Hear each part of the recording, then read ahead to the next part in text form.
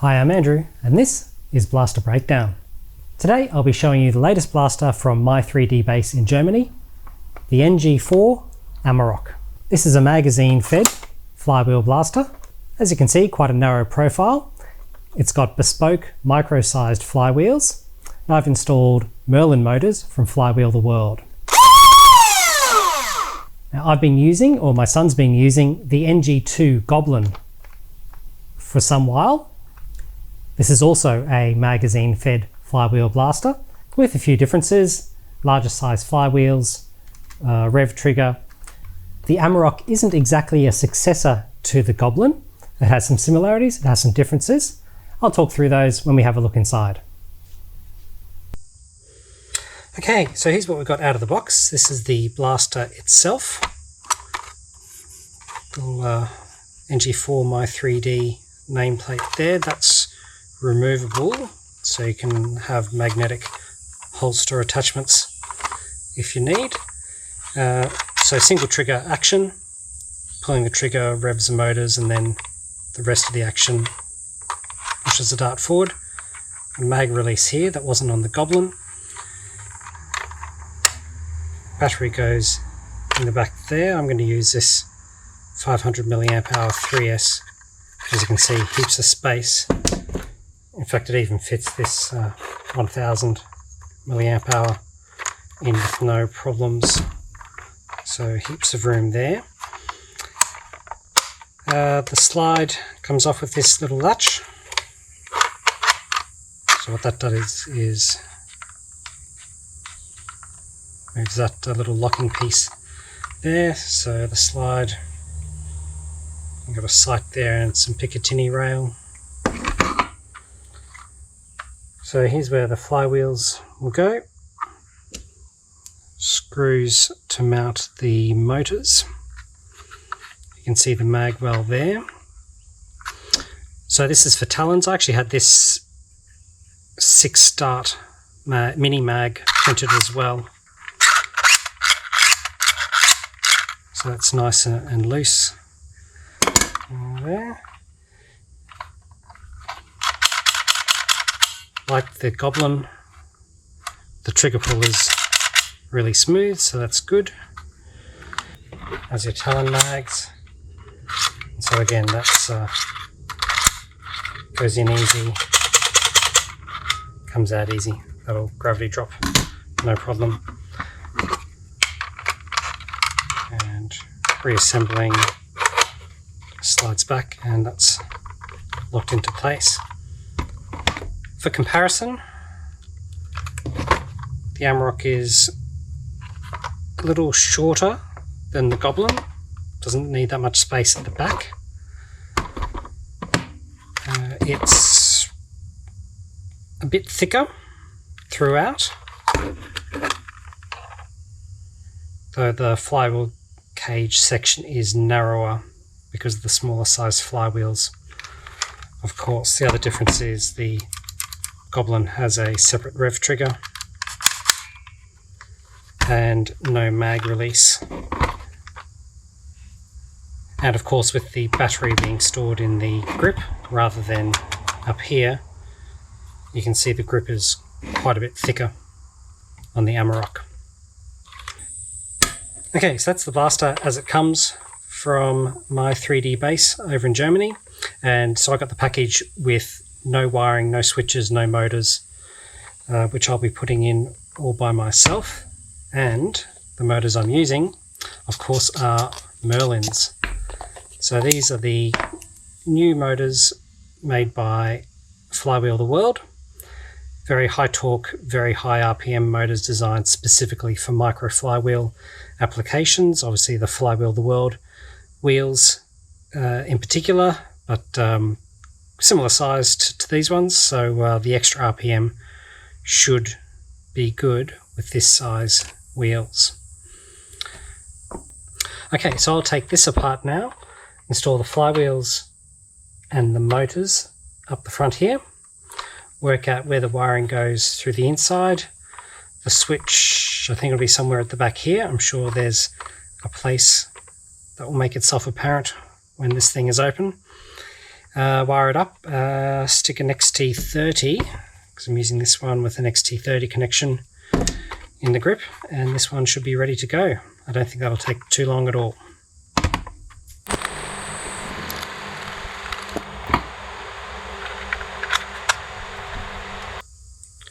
Okay, so I've wired up the Merlins. Just left that. So these will go in here. You want the wires on the right hand motor, because there's a little channel on the right hand side that the wires must feed through. I presume, we'll find out.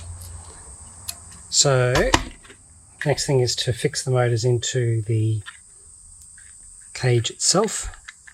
So easy to wire them up first, slip them in, and then attach using these screws that I've got a bit of Loctite on. So yeah, let's put these in, and then we'll attach the flywheels.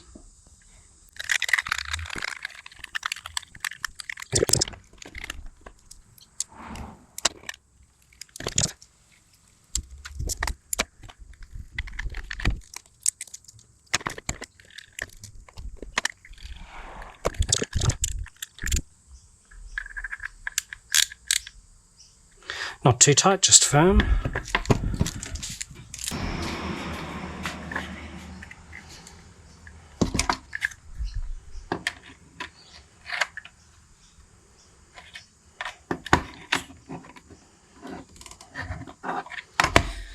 Might have seen when I took this apart, the same holes go through the magwell flywheel cage and the frame of the blaster into little screws in the little nuts that sit in these recesses. So I'm just making sure I'm putting this together right.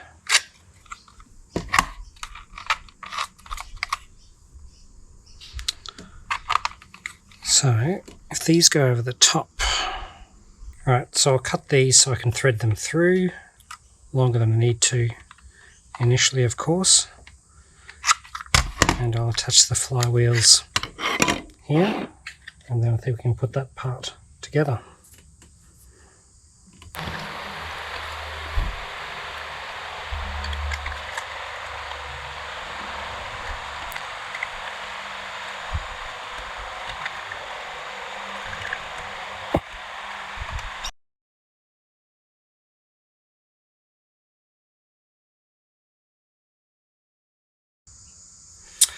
Alright, well that was pretty tricky. So these ones go on really tight.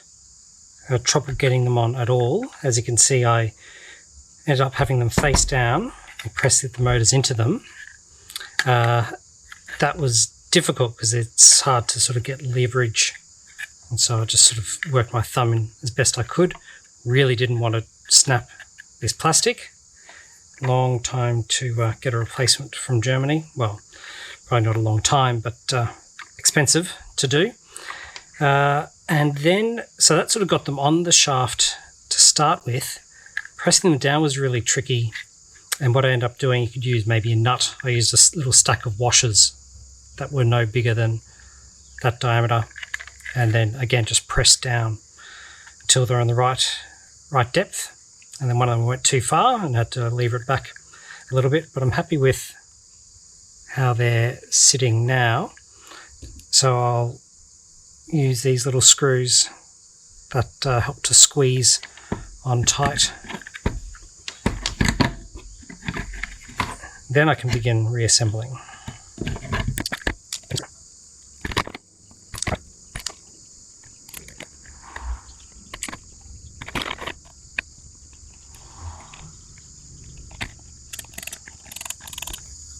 Just make them flush. Okay, so that should be the front half done.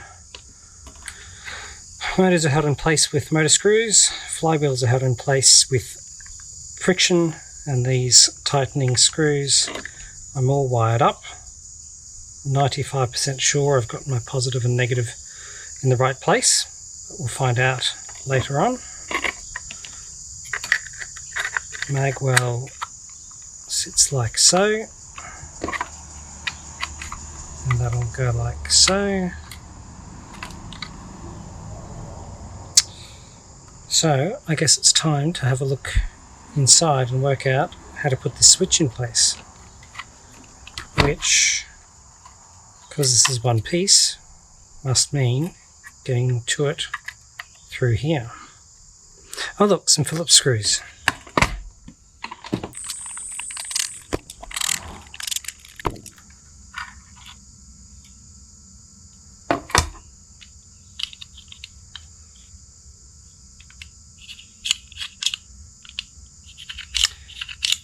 So there's the trigger mechanism. I was always really impressed with how smooth the trigger on the Goblin was. That's all really neat. So I see two screws in here. I'll take a wild guess and say they hold. So let's see what this looks like. Okay, well I don't know if these switches come with standard shaped levers, but I've bent this to this shape, which I worked out was about the best I was going to get. So when that's held in place like that,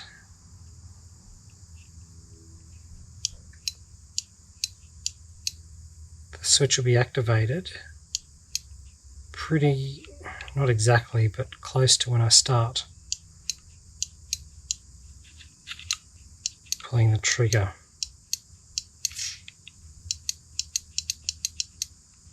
Before the dart starts getting pushed. So now that I look at it, maybe I do need a fraction more bend to it. So that's just sort of been trial and error. Moving it a fraction of a millimetre at a time until I got it right.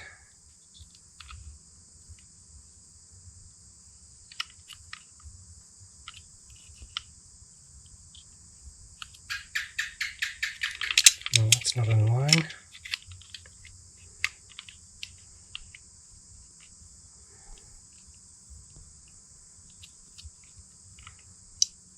Yeah.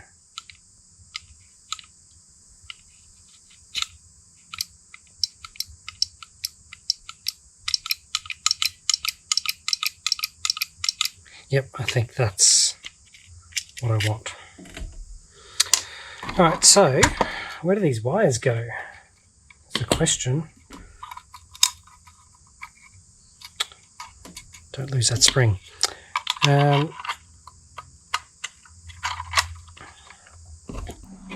Negative, I won't worry about you.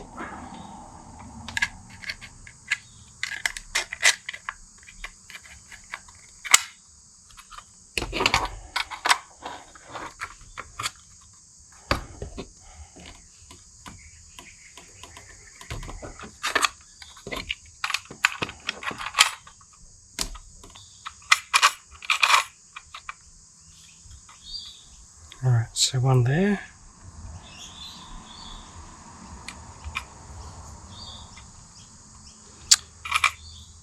Guess I'll just have to tuck that down best I can. And the other one will come up around through there. Alright, let's have a go at that, see what it looks like. Okay, so I've now attached the positive to the motors to common, and normally open will go to the battery. So that's going to complete our circuit. I've measured it where I thought it should go, so I'm going to fix this in place with the screws provided. We'll see what it looks like.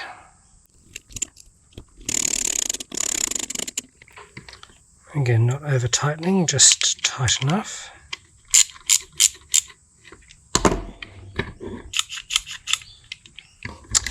And I'm actually a little bit worried Can't actually hear that clicking. So I think it's already... I think the button's already pressed.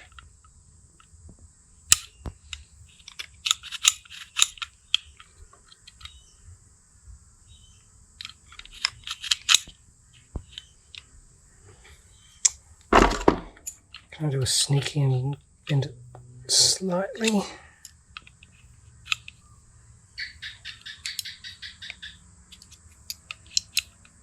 Aha.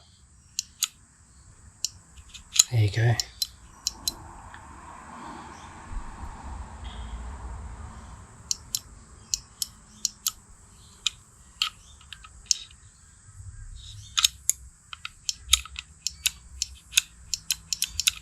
That's what we want. First we need to put these nuts in place.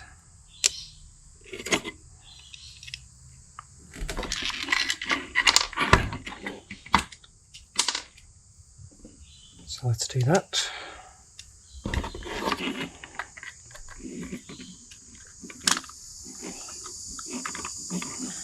Alright, they shouldn't go anywhere now.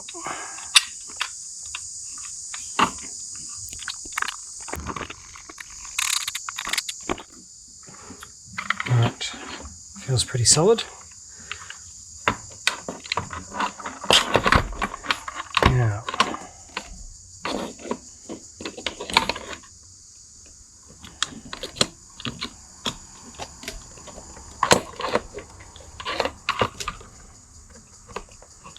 I can sort of bend and guide. That one I can just guide through.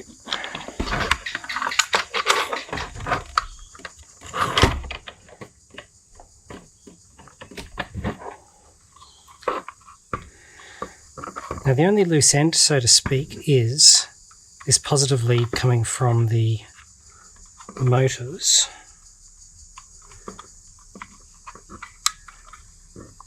I sort of need it to sit sort of like that, so it's out of the way.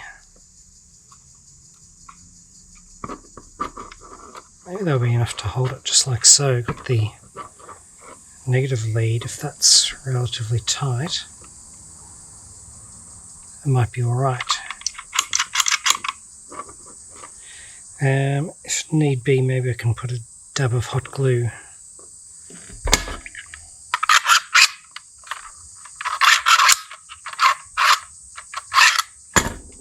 Let's put it together and see what it looks like. I've got these 4 Phillips head screws.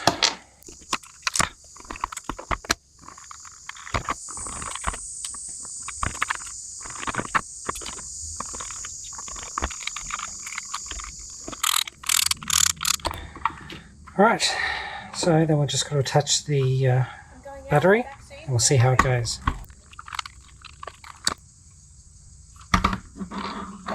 Alright, so that red one's just long enough. Plan on using this battery, so I want a male XT30. So let's go and whack that on and see how it looks. Okay, so all that wiring looks pretty good, and there's my XT30 connection. So I've tested this with AA batteries first, so I'm happy that it's quite nice. So that's interesting.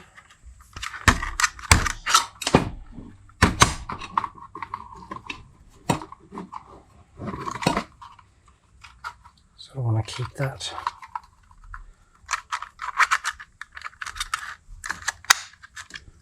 Keep that wiring from sticking up. Yeah, okay, so as you can see, the wheels are going the right way.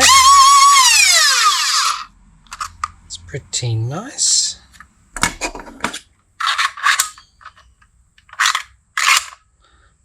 That's clear.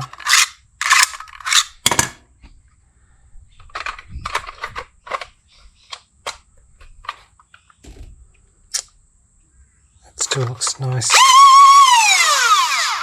and clear. Hang on.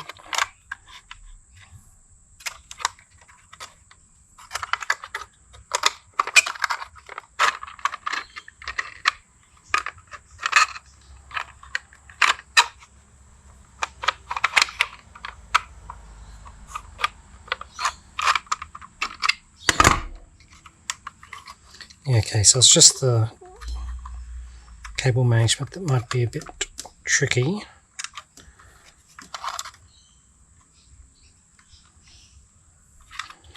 That red wire was sticking out the side just a little.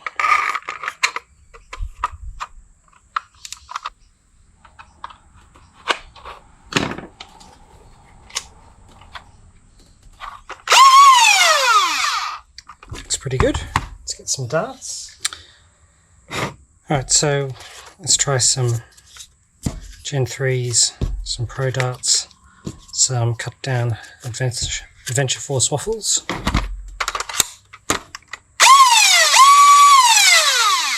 So you can hear the motors are.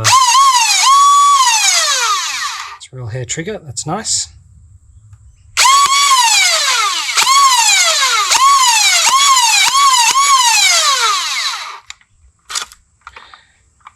I'm pretty happy with that.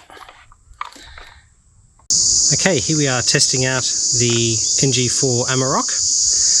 Got three types of darts here: cut down Adventure Force waffles, Worker Gen 3s, and Nexus or Adventure Force Pro darts. So 10 of each. I'll throw them over the Chrony and see what sort of results we get. Starting with the Adventure Force waffles first.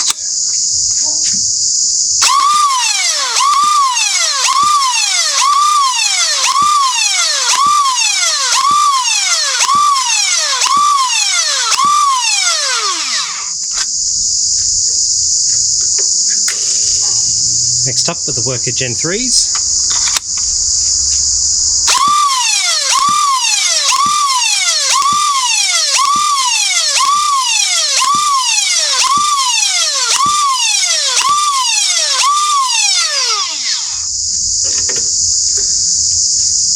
And lastly, Pro darts.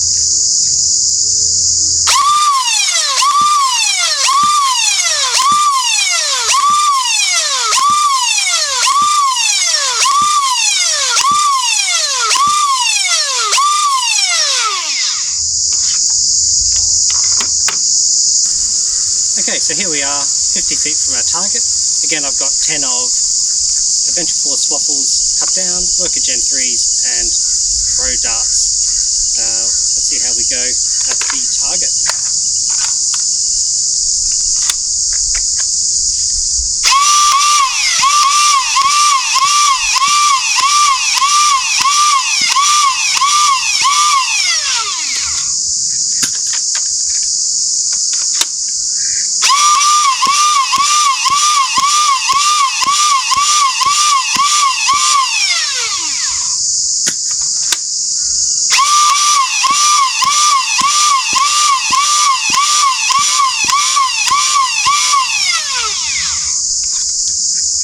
Okay, so I think the reduced FPS, about 100 to 110 FPS compared to what I normally use at this range, which is around 150, has really affected the range, and so the shots I've really had to arc a bit more to get on target.